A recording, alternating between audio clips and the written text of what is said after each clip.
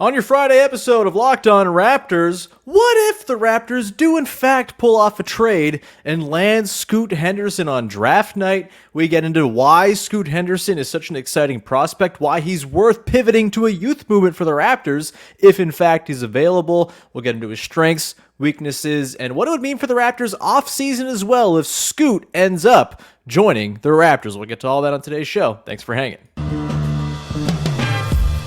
You are Locked On Raptors, your daily Toronto Raptors podcast, part of the Locked On Podcast Network, your team every day.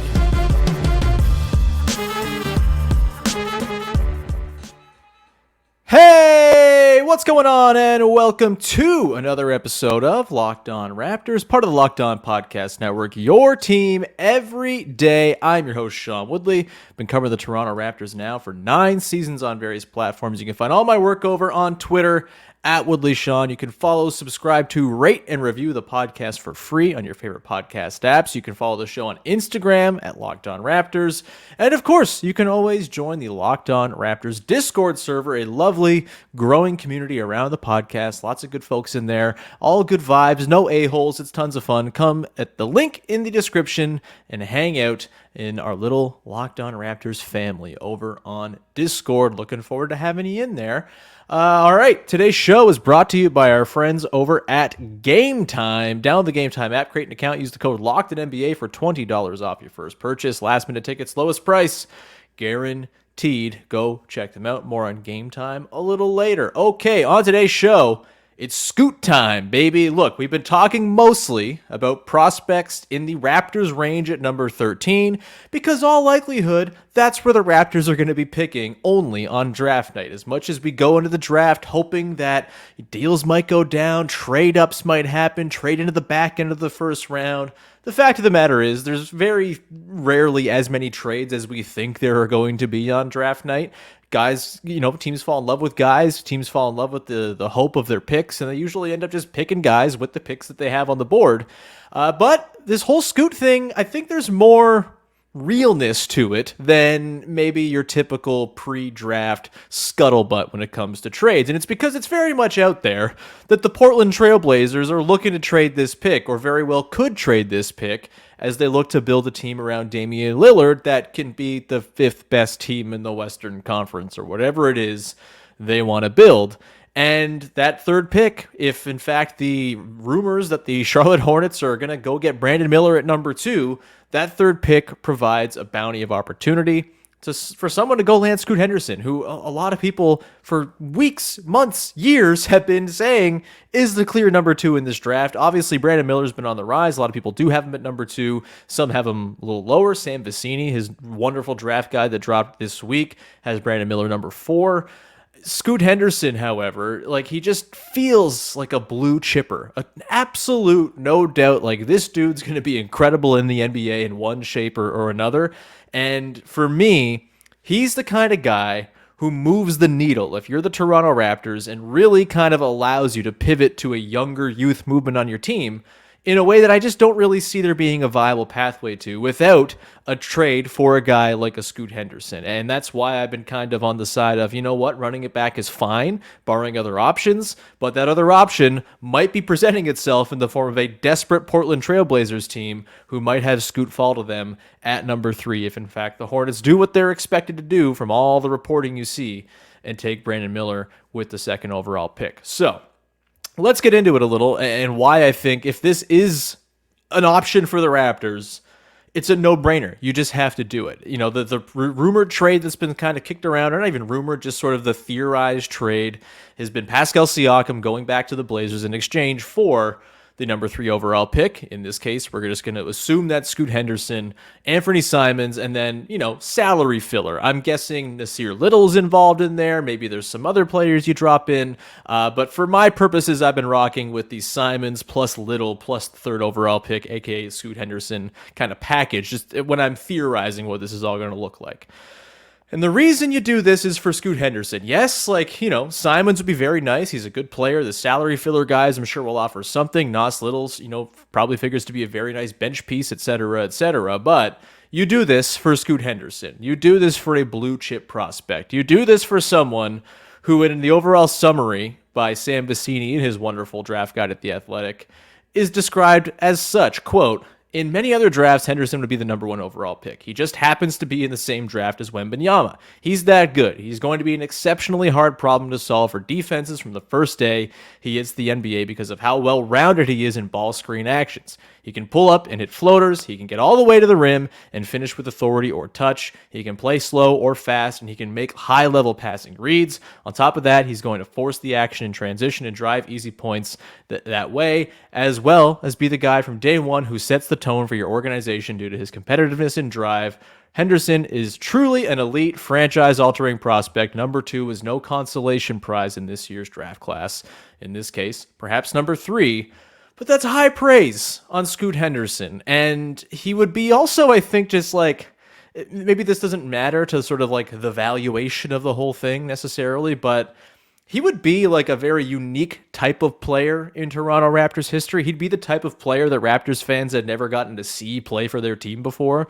If you think through like the history of Toronto Raptors point guards, they've had some good ones, no doubt. The best player in franchise history is a point guard, but you have Damon Stoudemire, 5'10", can't dunk, throws cool passes, literally nicknamed after a mouse. You have Alvin Williams, who, not exactly jumping out of the gym. I think he'd tell you that. He usually says how bad he was on the broadcast when he's calling Raptors games, because he's a lovely dude like that. He obviously was better than that, but he was a very sort of like take care of the ball, floor general, sort of early 2000s prototypical table setter point guard. Jose Calderon, wonderful passer, good shooter, it was just kind of an everyman at the spot, but obviously not this sort of jump out of the gym athlete who is going to impress you, not a very good defensive player. He was a dimesman is what I was trying to say there. He threw dimes. That was his whole thing. Kyle Lowry, rotund, cerebral, below the rim, dunked exactly one time in his career, and it was in an all-star game, as I can recall. Very different type of player from a Scoot Henderson. Fred VanVleet himself, right? 5'10", diminutive, perimeter-oriented, bet on yourself, not exactly a heralded prospect coming in. Scoot Henderson is just like this ball of athleticism and dunks and creativity and excitement when he has the ball in his hands. He would be unlike any point guard the Raptors have ever had. And again, that doesn't necessarily matter to the sort of, the reasons why you make this trade. You make this trade not for the play style, but more just because he's a really excellent player. But that's just like a fun note for me as someone who really gravitates to players of certain styles and likes basketball because of players doing things differently, kind of to a man. It would just be a kind of fun little, anecdote or just like addition on top of the idea of just adding Scoot Henderson as a player with his talent and all that stuff. Just be like a Baron Davis appreciator in my youth. I would be very, very down for this. As far as, the reasoning to make this trade, if you're the Raptors, look, Pascal Siakam is awesome. I love Pascal Siakam, probably more than most people. To anyone who listens to this podcast, you would know that's the case. But it's a no-brainer if this is available. I'm sorry, it just is. And that's like the opportunity the Raptors kind of find themselves with here, is it's not something that comes along every day where you have a team like Portland that might be in a sort of desperate spot where they're almost being forced into doing something that on its face is stupid. Like, they should be keeping this pick. They should be adding Scoot Henderson to what they have going. If they were kind of looking at this sort of the general state of the franchise of like what's best objectively for us going forward, it's probably moving off of Dame and just kind of pivoting into something new. But these are complicated things. Dame's like the best player in franchise history in Portland. He wants to be there. And if the directive is to go and try to build a team around Dame that can win, I can't blame the Blazers for doing that. But I will jump on the opportunity that the Blazers doing that would present, because it would be an objectively foolish thing for Portland to do, to trade the number 3 pick along with Anfernee Simons, who's a very good player on his own right, even though I have my own misgivings about him kind of as an upside guy. I think he obviously brings a lot of good stuff to the table. To do that for Pascal Siakam, who again is really good, would probably be the best teammate that Dame has had since like prime LaMarcus Aldridge, and you could argue with the playmaking that Pascal brings, maybe he's an even better player and a better fit next to Damian Lillard than any player he's ever played with. But it would be an objectively kind of short-sighted move for Portland, and that's what the Raptors are banking on here. What Raptors fans are banking on here is if Portland decides to pull the trigger on a deal that is clearly not good from like a sort of 10,000-foot perspective, the Raptors being the team to jump on that opportunity, like this is how the Raptors are going to make their next big trade. They don't have a million first-round picks to go throw around for the next star who comes available. They don't have that. And so this is the way they do that. And if you can get a potential star who is 19 years old and on the track to becoming an all-star who you have all the years of control on too, even better. And so as much as I love Pascal Siakam, if this deal is presented to the Raptors on draft night and they don't take it, I kind of think it's gross negligence as much as it's almost gross negligence on the Blazers' part if in fact they do this trade. Because of that, I think it's probably unlikely that it actually all goes down, and we'll probably see the Blazers just take Scoot and then figure it out from there. But if this does happen, expect it to happen before draft night. I wouldn't be expecting this to happen after the draft. I think this is a, before the draft or not happening at all type of thing. And if that happens, Scoot Henderson is a dude to get excited about. And we'll tell you why that is coming up in just a second as we dive into what the scouts say about Scoot Henderson for his strengths, the areas of growth, etc., etc. We'll get into all that coming up in just 1 second. Before we dive in, however, got to tell you about our good friends over at Bird Dogs, of course, the wonderful folks at Bird Dogs who make the most comfortable shorts you'll ever wear. Shorts that are going to give your legs a nice sculpted look. Shorts that are going to be cool and breezy and actually, heat relieving in the summer when you want your shorts to be that way. If you want to have heavy materials dragging you down or anything like that, Bird Dogs are light. They are versatile. You can wear them to the golf course. You can wear them out to the bar. You can wear them to the gym. They're going to be there for all occasions. And the best part is they've revolutionized underwear. Really.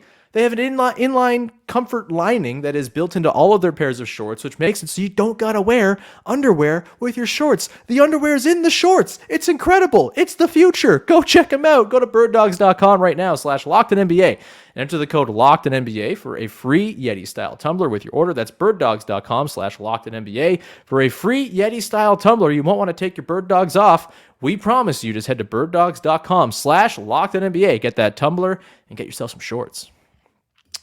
All right, we continue on here. First listen of the day. Thanks so much for tuning in on your Friday. And to the everydayers of the podcast, thank you for tuning in as always. If you haven't caught the rest of the action this week, go back. We talked about the deep bench guys yesterday with Jamar Hines. A lot of Darko Rajakovic talk this week, of course, as it's been sort of the talk of the town all week long. So we kind of examined all angles of it with Katie Heindel, Vivek Jacob, DeMichael Cole.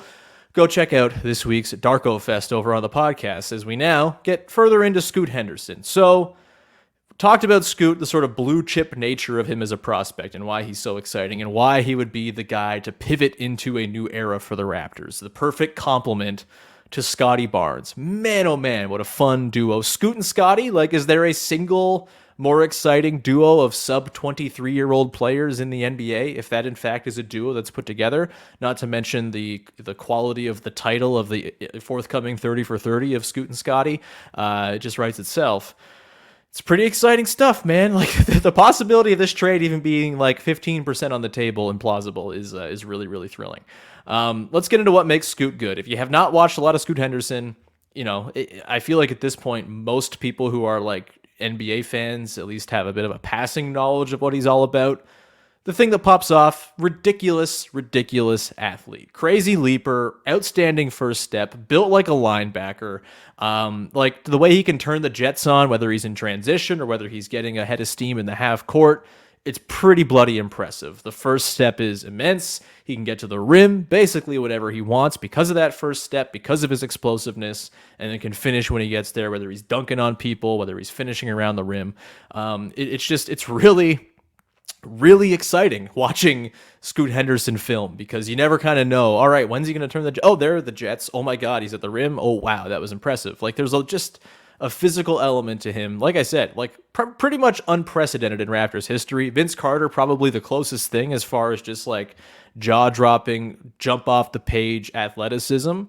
It's there with Scoot Henderson as well. Different version of it, of course. He's a more short, sort of compact, smaller guy than Vince was. This beautiful, graceful, long leaper, but similar idea in terms of just the tier of athlete that he's on.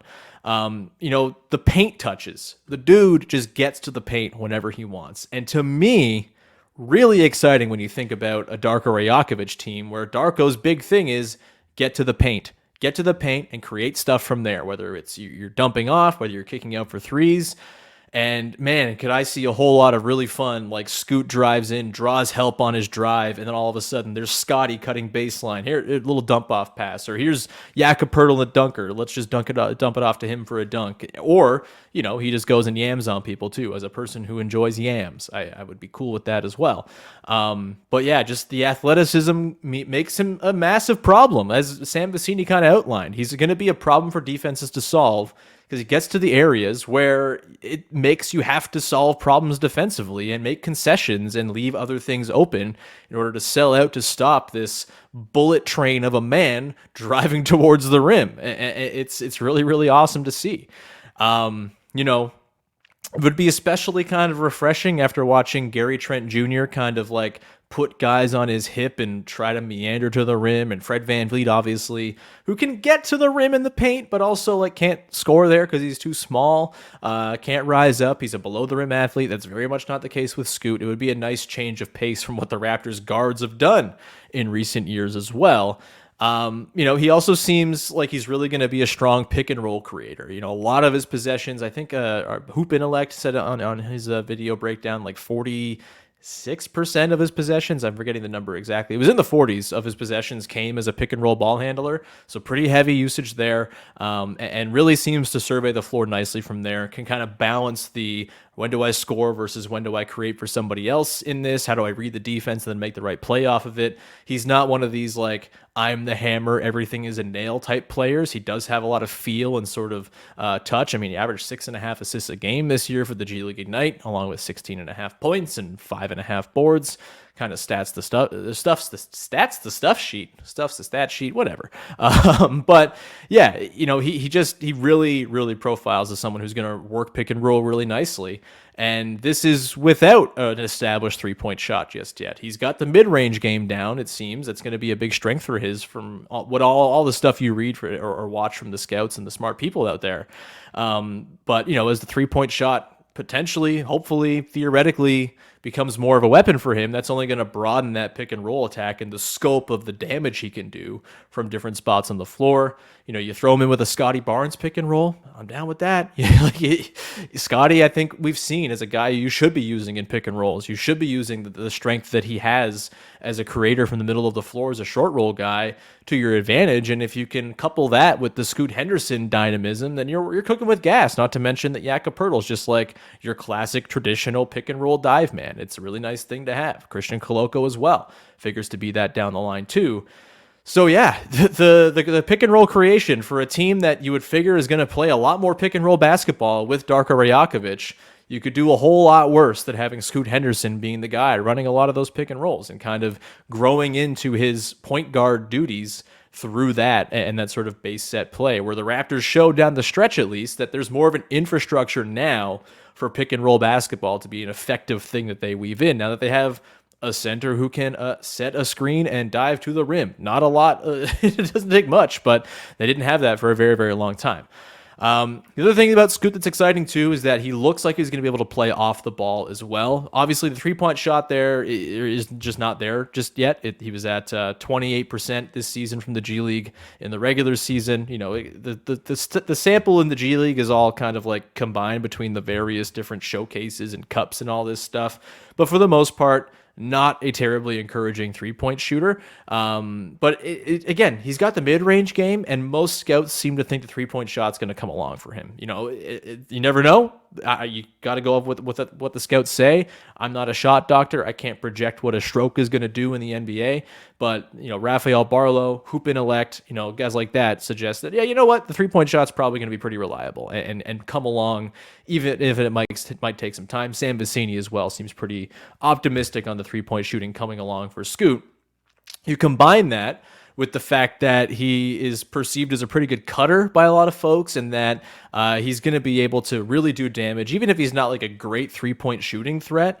his first step is so impressive that he's still probably going to be able to do damage as like a second side guy. It swings over to him. He's got the closing out defense sort of rotating over towards him. Even if they're not closing out aggressively, that first step is so impressive. The mid-range game is so good for him that he can still probably make stuff happen there and keep possessions alive, blowing by guys who are maybe not even fully closing out or whatever it might be. He's just kind of got that with that first step and that explosiveness that he's got. So avenues for him to work when you want the ball in Scottie Barnes' hands as well. I ultimately think the long-term best fit next to Scottie Barnes is going to be a guard who can kind of go back and forth between being on and off the ball. Scoot's probably more of an on-ball guy right now, just with the strengths that he has. But if the three-point shot comes along even a little bit, then you combine that with the cutting and the sort of feel for the game that he has. And I think him and Scottie could just like really make some two-man game magic work, especially as Scottie kind of matures as a player as well. As far as the stuff that's not quite there right now for Scoot Henderson, the three-point shot, as we mentioned, not quite there just yet. A lot of people think it will come along, but it's not just yet. The mid-range game looks nice. That's an encouraging sign. You would figure, hopefully, in time, he can take a couple steps out, and get that working. And then the other thing is like the defense is not all the way along. It's kind of inconsistent as far as effort goes and focus. There can be breakdowns just because he's kind of not locked in. When he is locked in, he has a 6'9" wingspan to go along with his 6'2" frame. So, you would figure he's going to be a guy who can kind of poke balls loose, be a steals man, that type of stuff. But it's not like a full-on defensive package just yet. You're drafting him because he's a explosive offensive engine, not because he's a defensive ace. But again, crazy athlete, seems to try exceptionally hard most of the time. Hard to say like what the G League night environment meant for, the sort of intensity night to night, all that. But it does seem like it's with a little focus and sort of effort renewed. It feels like the defensive weak spots in his game can kind of be overcome. He's 6'2", so like if he gets switched on to a very good player, he's still probably going to, like a wing type, still going to be a problem, but that's the problem for anyone who's 6'2". And as long as you're not building your entire roster around a 6'2" guy being your only hope, which the Raptors would not be doing, I think you can get around that just fine. And so, the bad stuff with him, there are some things to work on, but ultimately, the impressiveness of the offensive package and the athleticism kind of make it so you don't really care about the downsides. Those downsides, guess what? Those are things that can be improved upon. Things that are really high-level skills and athletically gifted skills. You can't teach that stuff. It's just stuff that Scoot Henderson does better than a lot of people. Would be very exciting. It would also be fascinating if the Raptors pulled this off because it would totally change the offseason plans, one would think. It would completely tilt on its head what we thought this team might go into this summer looking to do. We'll get into why that is, what it could mean for Fred VanVleet or OG Anunoby, any of these other pending free agents, and get into that in just a second. Before we do that, however, got to tell you about our good friends over at Game Time, because #1 place in the world to go buy tickets for cheap for the events that you want to go to, and you're always going to get the best price. That's the beauty of Game Time. With the Game Time guarantee, you are always sure that you're getting the best price because they will give you 110% of the difference if you find tickets in the same section and row for less on a different app. That's incredible. Go check out Game Time. You simply have to if you're someone who likes to go to baseball games or concerts or whatever it might be. Theater, it's all there for you. Comedy shows, all the sports. Go check him out over at Game Time. I am going to Seattle in August with my wife. We're going to a Seattle Mariners game, and you can bet where I'm getting my tickets. I'm already scoping out my seats. You got the camera angle of where your seat's going to be, so you're not getting any surprises. You know the sight lines before you go. You're not going to be behind a big pole or anything like that, and it's a wonderful thing. So go check out Game Time. Get your tickets. Download the Game Time app. Create an account. Use the code LOCKEDINNBA for $20 off your first order. That's, again, LOCKEDINNBA, the code at Game Time. Terms apply, and download Game Time today. Last minute tickets, lowest price, guaranteed. All right, rounding out the show here, and we examine the question of what happens if the Raptors do actually pull this off. If the oft-rumored and inferred trade of Pascal Siakam to the Blazers for Scoot Henderson, the presumed #3 pick at this point, Anfernee Simons, and whatever else, if that happens, how does that change what the Raptors do and sort of their course for the future? First off, let's just think about what the team would look like before, as far as like guys under contract, if in fact this were pulled off. The Raptors would go into next season with a starting five, theoretically, of Scoot Henderson, Anfernee Simons, OG Anunoby, Scotty Barnes, Jakob Poeltl. Still kind of light on shooting. Like that's a thing. Still exactly 2 knockdown shooters in Simons and OG. Again, Scoot, I think you can project is going to be at least like passable, if not great, at some point in the next few years. Scotty Barnes, anybody's guess as to whether or not his three's coming along. But as far as the starting five goes, that's young, that's exciting. There's a lot to really sort of imagine there as far as how you want to run your offense. You would have at least 3 guys capable of creating at the point of attack in Scoot and Simons and Barnes. OG as a complementary piece playing off those guys feels like he would just eat on open threes and cuts to the rim and passes from yak at the elbow, all this stuff. Kind of a similar version to what we saw last year, frankly, from OG. You'd get your bench of the 13th overall pick, presumably. Maybe this makes it more viable to keep Gary Trent Jr., just so you have the shooting. Maybe you just sell out to put shooting around these guys. Maybe with the 13th pick, you sort of change up your focus and say, hey, maybe we just go pure shooting with this pick. We get a Grady Dick or a Jordan Hawkins if they're there at 13.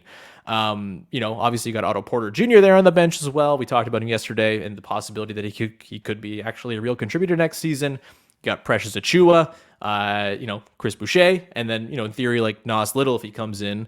We've talked about Boucher getting moved and stuff like that to save money, but in this instance, maybe it's not necessary to have to save a lot of money. And that's because if you trade out Pascal Siakam, that's 1 max contract you're not handing out next summer on your books for 2024-25. That's significant. Again, I love Pascal, and I think I'm happy to pay him that money, barring better options, aka this trade coming along. But that would be certainly a load off the mind for those cap-stressed people out there.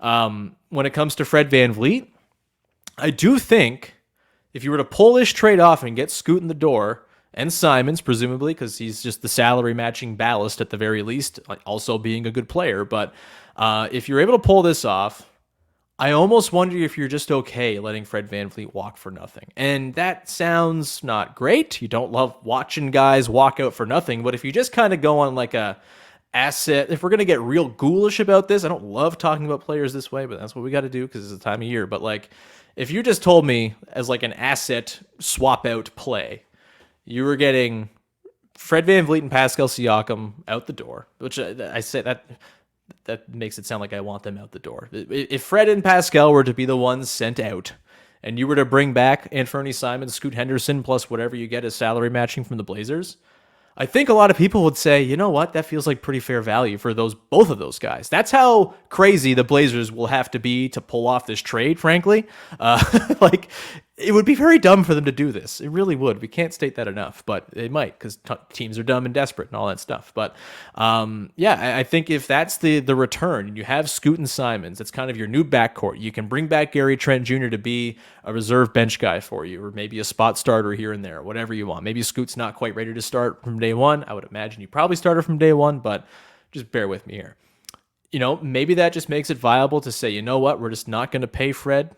We'll just let him walk. We keep Yak, we keep Gary for a year, or he opts in maybe, or you sign him to a shorter sort of deal, maybe some other player option down the line. Maybe you don't want 4 years of Gary Trent Jr., but a couple of years, sure, whatever. Or he opts in, that's fine too. We'll find that out very soon, it seems. But I think that's kind of viable as like your course forward and leaves you with a good young team. Lots of room to grow with the Scotty Scoot duo with Simons, who's still quite young, with OG, who's still obviously just 25, 26. Again, I don't know if there's a ton of like other creation upside to tap into with OG, but the player he is right now is an excellent basketball player who every team should want. And so if that's the outcome, I think you make your peace if Fred's gone and walks for nothing in free agency, as much as that's not great asset management. The sort of collective net return of Simons plus Scoot plus whatever in exchange for Pascal and Fred, I think you're still probably coming out in the green as far as just like assets go. Again, I hate talking about players like assets, but whatever. The reason I've been so reticent to just like pivot from some sort into some sort of youth movement is that Fred and Pascal are good basketball players. As much as people want to disagree about Fred in particular, and Pascal in some cases, like, full stop, they're good basketball players who make your team better, who drive positive basketball when they are on the floor. And I don't think you just move on from that without an actual plan for how to fill a roster with better players than those two guys around Scotty Barnes. This deal would get you Scoot Henderson, who, again, no guarantees here. Things could go horribly wrong, but the consensus belief is that Scoot Henderson will top out as a player who is better than Pascal Siakam or Fred VanVleet is or will ever be. And that is what makes me excited about potentially pulling off this move.